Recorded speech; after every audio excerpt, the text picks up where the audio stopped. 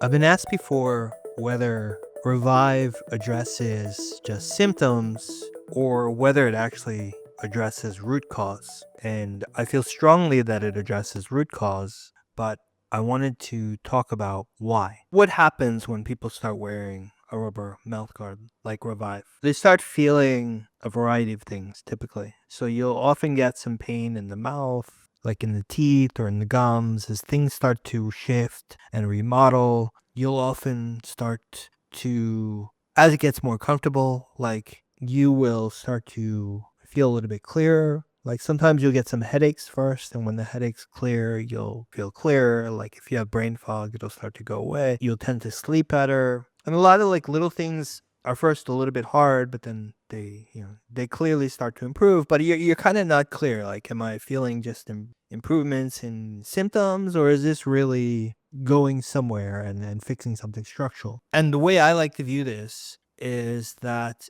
if you're fixing something that is just symptoms, then it just keeps coming back and you don't make any true longer term progress. Whereas if you're fixing something that is root cause or structural, then even if it takes a long time, like you should very clearly see that your results are compounding, meaning, wherever you are today, you're in a very different place 6 months from now, right? And then you're just continually improving. Whereas if you're just addressing symptoms, like if you take like painkillers or something, like you're never going anywhere, right? You're just getting rid of the pain. And so like I consider anything that gets rid of symptoms, which is like exercise or pharmaceuticals, a lot of body workers, like I call all those hamster wheels, because you're putting a lot of effort and expense to just move in place. Whereas with Revive, I consider it root cause, because where you are today, you should be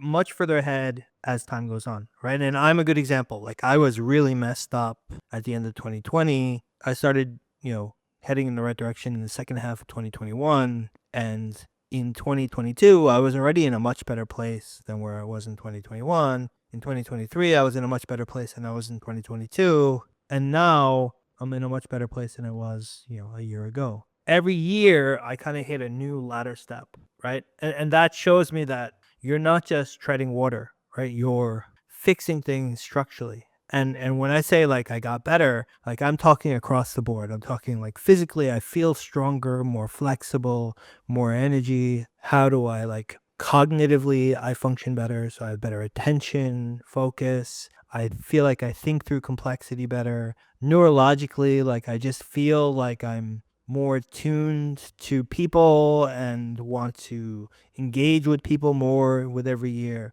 So across all these different dimensions, I'm just continually improving and not just kind of running in water. So why is that? Like, why is it that I say that this addresses root cause? And so this gets back to what I've been talking about a lot, which is that you have this biomechanical process and you're reversing the collapse process. And basically, the collapse process can be represented by the curve of speed, which is flattened, and you're putting that curve back, right? So as I improve the past 3 or 4 years, I'm putting more and more curve back. And the way that you're putting that curve back is by stretching the soft tissue in your jaw and your skull, which allows the bones to come into better symmetry and also allows the entire skeleton to come back into its correct position. And I'm still not done, but with every year, things have improved. That is how you put what I like to call Humpty Dumpty, right? Like I was Humpty Dumpty in 2020 because my body was a mess, my skull was a mess,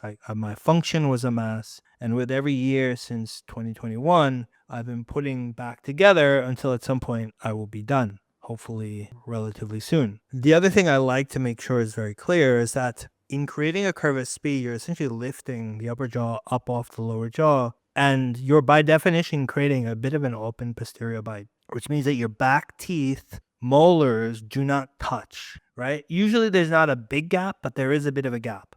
And so some people get worried because like dentists scare them or something. And the reality is you cannot keep an open posterior bite unsupported. Either you have to continually wear the rubber mouth guard, or when you want to stop wearing the rubber mouth guard, you need to replace it by putting something like composite or wear a flat plane splint when you go to sleep. You should be aware of this. I'm personally like, I still have an open posterior bite all these years, and it doesn't bother me in the least. You still chew fine. When I'm completely done, I do plan on adding flat composite. It's a little bit hard, depending on where you live, to find a dentist to put flat composite on your last teeth. But, here in Thailand, it takes like 20, 30 minutes. I do it on my son every 6 months, and it costs about $50, and it's really like not a big deal. Like I could probably do it myself at this point, but you will have to do that, or you just wear a rubber mouth guard. Right. And you're wearing like that also for me is not a very difficult option. I've been wearing a rubber mouth guard to sleep for many years. You get used to it, you kind of like it. And if you continue to wear a rubber mouth guard, like you will hypothetically continue to improve,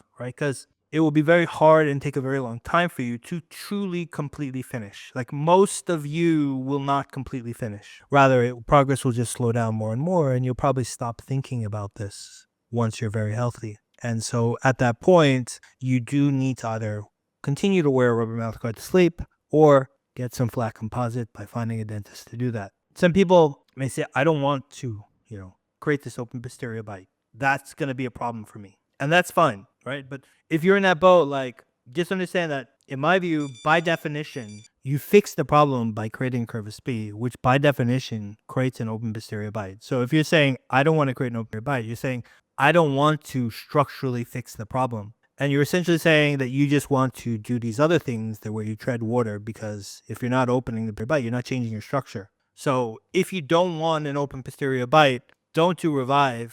Continue to do whatever, other things you're doing, but just know that like you're not fixing, in my view, anything structurally. You're not making any compounding progress unless you're creating an open posterior bite. It's just that simple. And so like I've had this open posterior bite for many years. It doesn't bother me in the least. I see no risks as long as I wear a rubber mouth guard to sleep. And I've made that choice for myself that I'm going to create an open posterior bite and eventually close it. The thing that you should also be aware of is that if you allow an open posterior bite to close on its own by just leaving it open and not wearing a rubber mouth guard, then all of the progress that you made will revert back.